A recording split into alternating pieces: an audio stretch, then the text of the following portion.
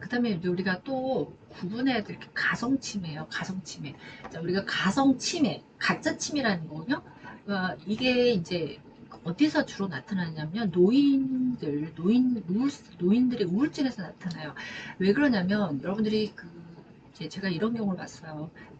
노인 환자들이 이제 뇌졸중에 걸리거나 그러면 처음에 인지 능력이나 이런 것들이 머리를 손상이 되긴 했지만 떨어지지 않은데 너무 병원에 오래 누워있다 보면 우울증이 오죠. 자기 몸 건강 상태에 대해서 잘 변화가 안 되고 호전이 안 보이다 보니까 우울증이 오는 거예요. 근데 이 노인성 우울증이 초기 증세가요. 이렇게 딱 치매 증상처럼 비슷하게 와요. 그래서 뭐냐면 기억력이 자꾸 떨어지는 거예요. 내가 단어도 생각이 안 나고 이름도 생각이 안 나고 집중력도 떨어져서 뭐 계산도 잘 못하고 잔돈도 잘 못 챙기고 간단한 산수나 연산 능력도 떨어지고 그러다 보니까 인지장애 이게 머리가 좀 예전 같지 않으신 거죠. 그래서 인지장애, 초기 인지장애를 보이다 보니까 이게 치매하고 증상이 너무 비슷해 보인 거예요. 그래서 어 우리 어머님이 지금 이제 뇌졸중으로 누워 계시는데 치매가 온 것 같다 이렇게 생각하시는 환자분들, 보호자분들이 많거든요. 근데 그걸 자세히 보시면 치매가 아니라 제가 그때도 누군가가 이런 저한테 물어보신 적이 있었는데 그분 치매가 아니라 노인성 우울증일 수도 있으니까 잘 판단을 해보시라고 이렇게 얘기 드렸는데 노인성 우울증 초기 증세가 이 초기 인지장애, 치매 증상과 비슷해서 우리가 보통 가정치매라고 부르는 거예요. 가짜치매라는 거죠. 치매처럼 보이지만 치매가 아닌 가짜치매. 그래서 인지의 저하 능력은 비슷해 보여요. 치매하고 비슷해 보이지만 이분들은 치매가 아니라 우울증이라는 거죠. 그리고 노인들이 10명 중에 4명이 엄청 높은 퍼센트죠. 40%예요. 무려 40%가 가정치매라는 연구 결과가 있습니다. 그래서 구별이 어렵다는 거예요. 근데 구별할 수 있는 방법들도 있어요. 제가 그걸 좀 알려드리겠습니다. 구별할 수 있는 방법.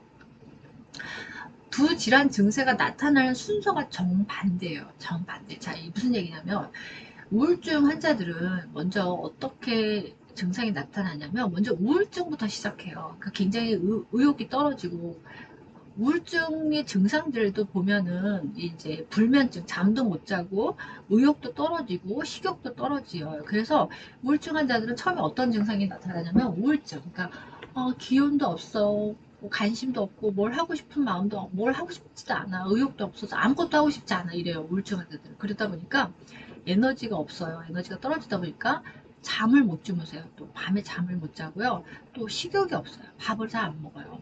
근데 이게 그냥 여러분들이 그냥 단순히 우울증, 그 불면증, 식욕저하가 아니라 완전히 잠을 너무 못 자거나 밥을 너무 못 먹는 거예요. 그러니까 만약에 환자 너무 심한 거죠.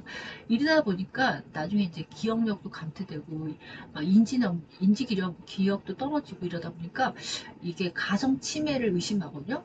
그래서 대부분 우울증 증상을 이 가성치매는 치매하고 비교하면 증상이 급성으로 급하게 나타나요. 우리가 우울증도 급성 우울증 있잖아요. 그래서 급성으로 증상이 나타나고 또 유발 요인도 많아요. 그리고 또뭐 불면증, 초조, 식욕저하 같은 우울증 증상이 먼저 나타나고 나서 나중에 인지력이 떨어지는 증상이 나중에 나타나는 거예요. 기억력이 저하된다든지 이렇게 따로 나타나는 건데 치매 환자들은 언어 장애가 있잖아요. 이렇게 말을 아까 제가 말씀드렸잖아요. 엉뚱한 말을 한다든지, 뭐 시기적절하지 않은 말을 한다든지, 그러니까 시와 때와 장소를 가리지 못하든지, 진압력이 떨어진다든지 이런 언어 장애가 있는데요.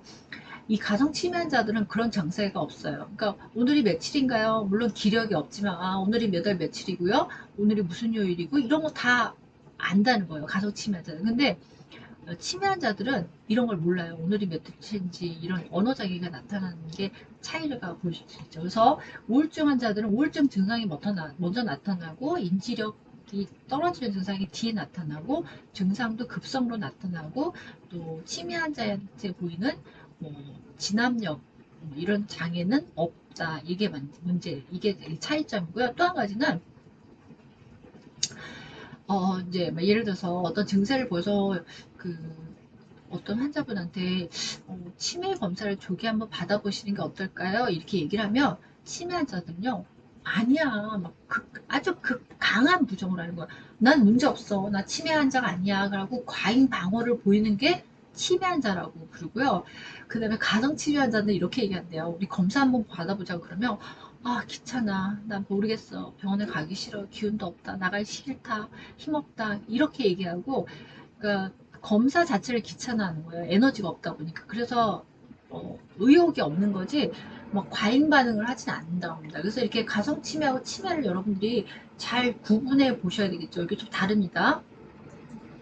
자, 그래서 여러분들이 이제 결론적으로 제가 그 정리를 하자면 정상 노인은요, 노화 현상이 원인이에요. 노화 현상이 오겠죠. 그리고 일부 경험한 것을 일부 잊어버릴 수도 있고, 건망증도 있을 수 있고, 그렇지만 내가 뭘 잊어버렸는지를 스스로 인지하거나 힌트를 주면 알아요. 그 예를 들어서 뭐 오늘 어, 지난번에 어머님이 이거 어디다가 놓으셨다고 말씀해 주셨잖아요. 그거 물건 어디다 놨다고 말씀해 주셨잖아요. 그 힌트를 드리면, 아, 맞아, 맞아. 그때 내가 거기다 뒀었지? 그런 얘기를 했었지? 하고서, 이제, 기억력이라든지 판단력은 그대로 유지하면서 또 일상생활도 잘 하는데 문제가 없어요. 물론, 이제 신체적으로 어디가 아프시거나 그럴 수는 있지만, 그게 아닌 이상은 내가 아침 일어나서 세수하고 밥 먹고 양치하고 뭐 대중교통 이용하고 차를 타고 사람들 만나고 물건을 사고 이런 일상생활에 아무 지장이 없다는 거예요. 노인들은, 정상 노인들은. 물론 이제 건망증이 있을 수 있죠. 그렇지만 치매 환자들은요, 이제 노화, 정상 노인은 노화 현상의 원인이라면 여기는 뇌의 질병이에요. 이거는 진짜 병리적인 변화거든요. 그러니까 뇌에 베타 아밀로이드라는 어떤 독성 물질 같은 것들이 쌓여가지고 뇌에 손상을 입었기 때문에 이게 원인이기 때문에요. 경험한 것을 전체를 다 잊어버려요. 기억이 아예 통째로 없어져 버리는 거예요. 그리고 내가 잊어버렸는지 자체도 잊어버려요. 그러니까 자기 병에 대한 인사이트가 없는 거예요. 우리가 노인들은 이걸 알잖아요. 내가 지금 나이를 얼만큼 먹었고, 내가 지금 기억력도 좀 떨어져 있고, 건망증도 있고, 내가 기력도 없고, 자기 자신에 대한, 자기 지금 상태에 대한 인사이트가 있어요. 그러니까 판단력이 있다는 거예요. 내가 지금 어떤 상태인지 판단력이 있는데, 치매 환자들은 뇌를 손상한 거기 때문에 아예 본인에 대한 인사이트가 없어요. 내가 지금 어떤 상태인지도 알지도 못하고, 내가 기억력도 떨어지고 판단력도 떨어지고, 아까 제가 인격도 변화된다고 했잖아요. 인격도 변화되고 성격도 변화되고, 그래서 일상생활을 못해요, 스스로. 그래서 뭐 아침에 양치하고 화장실 가고 밥 먹고 이것도 못하시고요. 그다음에 뭐 대중교통 타는 것도 못하시고, 또 내가 누군지도 이름도 까먹고, 또 심지어 가족들이 뭐 배우자, 자식들 이름도 가끔 까먹었다 왔다 갔다 하시는 거죠. 이 왔다 갔다. 그래서 일상생활에 지장을 많이 받겠죠. 그래서 이런 분들은 이제 인식표를, 여러분들 인식표 아시죠? 우리 어릴 때 애기들 잊어버릴까봐 이렇게 팔찌 목걸이에다가 이름하고 전화번호 이렇게 새겨서 이렇게 팔찌 같은 거 해주잖아요. 뭐 은팔찌나 금팔찌 같은 거 해주잖아요. 그러니까 그런 식으로 그 인식표를 꼭 해주셔야 됩니다. 치매 환자들은. 안 그러면 집을 나가서 길을 못 찾아오고 집을 못 찾아오시기 때문에 위험하고요. 또 집에 혼자 두시면 안 되는 게, 아까 제가 곰탕을 예로 들었잖아요. 곰탕을 올려놓고 뭐 그거 곰탕을 끓이고 있는 것 자체를 까먹어 버려서 불이 난다든지 화재가 난다든지 이런 경우. 또 예를 들면 이제 냉장고에다가 여러분들이 이제 뭐 음료수 같은 걸 먹을 수 있는 음료수를 두는 건 괜찮은데, 예를 들어서 먹지 못하는 뭐 이상한 물질 같은 거 있잖아요. 예를 들면 세제라든지 이런 것들도 굉장히 주의하셔야 되고, 이게 세제다, 먹는 거다, 먹지 못하는 거다, 이런 것들 판단력이 많이 떨어지셔서 굉장히 위험합니다. 그 치매 환자들은 집에 혼자 두시면 안 되겠죠. 그래서 보호자나 가족들이 누군가 있어야 되고 간병인이 있어야 되는 게 이 치매 환자입니다.